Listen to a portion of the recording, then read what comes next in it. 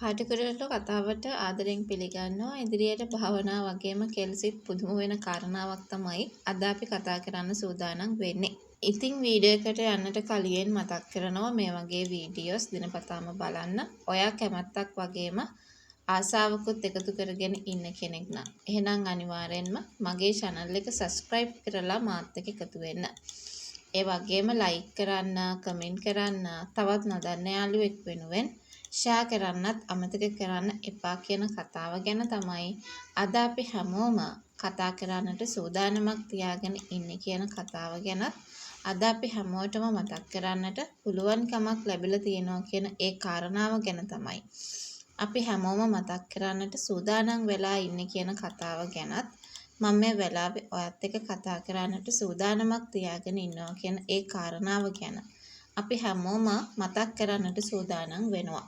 කොහොමුණත් නුරාන් කියලා කියන්නේ හරියාකාරව ආදරයක් කරන්න පුළුවන් මිනිස්සෙක් නන් නෙමෙයි කියන එක හොඳින්ම තේරුම් ගිහින් තියෙන්නේ දැන් හැමෝටම.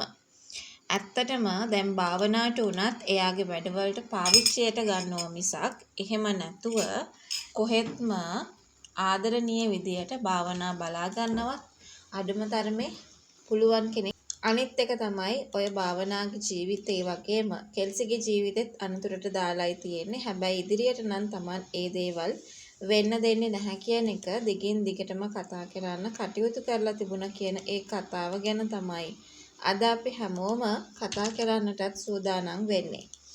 ඉතින් කොහොම හරි මේ දේවලුත් එක්ක තව දෙයක් මතක් කරන්නට අපි ආසාවක් සහ උනන්දුවක් තියාගෙන ඉන්නවා කියලයි මට අනිවාර්යෙන් ඔයාට මතක් කරන්නට පුළුවන්කමකුත් ලැබෙන්නේ. කොහොම හරි දැන් ඔයා දන්නව නේද?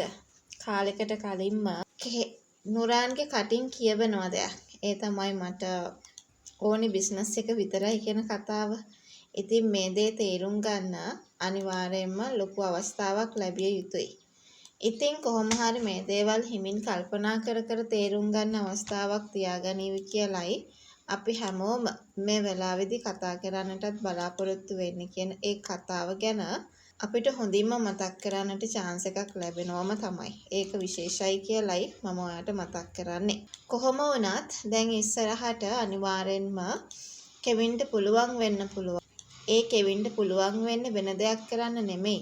අනිවාර්යෙන් කෙවින්ට පුළුවන් වෙන්නේ මේ නුරාන් කියලා කියන්නේ විවාහකයෙක් කියන එක හොයලා දෙන්න. ඉතින් මෙන්න මෙහෙම හොයලා දීමත් එක්ක අපිට විශ්වාස කරන්න පුළුවන්.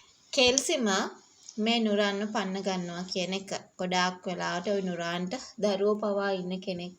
ඒ දේවල් පසුව හරි දැනගත්තාම ලොකු වේදනාවක් ඇති වෙන කාරණා විදියට විතරක් ඔයාටයි මටයි මේ වෙලාවේ කතා කරන්නට ඉඩක් හදාගන්න පුළුවන් කියන කතාව ගැන තමයි අද අපි හැමෝම මේ වෙලාවේ කතා කරන්න අවස්ථාවක් තියාගෙන ඉන්නත් ඕනි කියන ඒ සුපිරි කතාව ගැන අදහසක් ලක් කරගන්න පුළුවන් වේවි.